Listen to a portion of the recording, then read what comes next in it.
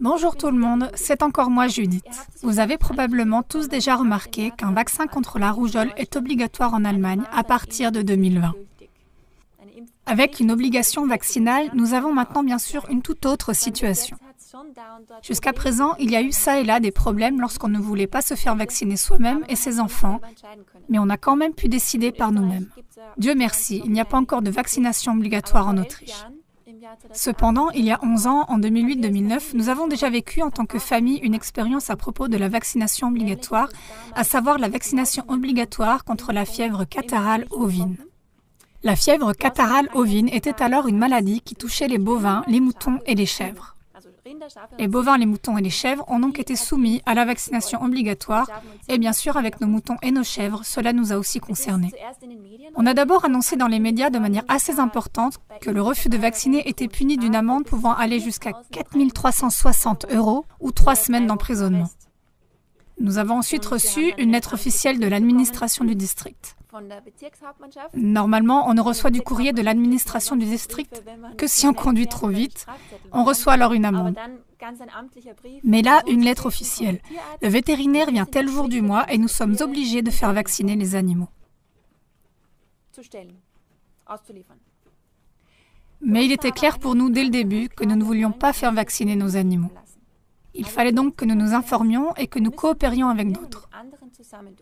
C'est ce que mes parents ont fait. Avant même que le vétérinaire soit là, ils se sont réunis avec d'autres agriculteurs. Ils ont informé d'autres agriculteurs de la région. Ils ont assisté à des soirées d'information. Ils ont même fondé une association. Ils ont remarqué qu'il y avait beaucoup d'agriculteurs qui critiquaient cette vaccination et qui avaient en fait l'intention de la refuser, mais ils se disaient « c'est obligatoire, il faut le faire ». Mais en s'informant mutuellement et en unissant leurs forces, ils ont eu toujours plus le courage d'aller jusqu'au bout et de refuser cette vaccination.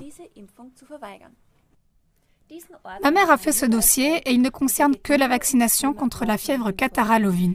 Il contient par exemple la correspondance que nous avons eue avec les autorités et toutes sortes de documents d'information. De nombreux agriculteurs ont ensuite écrit des lettres aux autorités dans lesquelles ils ont donné des explications très fondées pour dire pourquoi ils ne vaccineraient pas leurs animaux, car il y avait énormément de contradictions et de questions non résolues. Dans la lettre que nous avons écrite à l'administration du district, nous avons par exemple fait référence à la notice, parce que la notice de ce vaccin obligatoire indique par exemple « Aucune étude n'a été réalisée sur l'influence de la vaccination sur la fertilité des animaux mâles et l'innocuité du médicament vétérinaire pendant la gestation et la lactation n'a pas été démontrée. » La gestation est le temps pendant lequel un petit se développe dans le ventre et la lactation est le temps où un animal donne du lait. Mais presque tous les animaux à la ferme sont soit en gestation, soit donnent du lait. Et les mâles sont principalement là pour leur fertilité. Cela signifie que pour la grande majorité des exploitations, ce vaccin est inadapté, ou du moins pas encore suffisamment testé, et pourtant on a demandé à toutes les exploitations de faire vacciner leurs animaux. Un jour, le vétérinaire est effectivement venu et il avait également été informé par l'administration du district que nous refusions la vaccination et il a été relativement brusque dès le début. Mais parce que nous savions qu'il y avait beaucoup d'agriculteurs, beaucoup qui étaient alors dans la même situation et que nous pouvions aller jusqu'au bout, mon père était relativement calme et il a simplement pu dire « Oui, nous refusons cette vaccination obligatoire ». Quand le vétérinaire est parti, bien sûr, nous avons eu des moments d'incertitude. On pense à ce qui va se passer ensuite. Si nous devrons vraiment payer l'amende de 4 000 €, comment ça va continuer ? Ces moments d'incertitude étaient là, mais comme nous savions qu'il y avait beaucoup de refus de vaccination, ça a supprimé cette impression de terreur. Nous le savions. On se serre les coudes, on continue ensemble jusqu'au bout.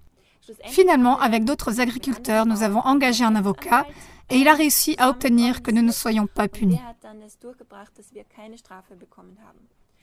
Je voudrais vraiment transmettre ce message à tous les parents concernés par la vaccination obligatoire contre la rougeole. Si on se regroupe à temps et qu'on sait qu'on n'est pas seul, ça donne la force pour s'en sortir. Parce que, par exemple, le vétérinaire nous a dit que nous étions les seuls à refuser la vaccination dans la région. Le journal a ensuite publié un article intitulé « Un agriculteur de Basse-Autriche a refusé la vaccination et risque maintenant d'être puni ». Mais nous savions que ce n'était pas vrai. Nous savions d'avance que beaucoup refuseraient cette vaccination. Et c'est pourquoi nous avons été fermes.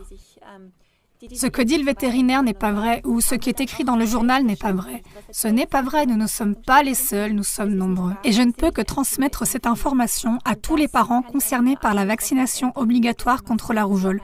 En vous regroupant dès maintenant, vous avez la tranquillité d'esprit nécessaire pour vous en sortir. Je vous souhaite tout le succès possible, au revoir et à la prochaine fois.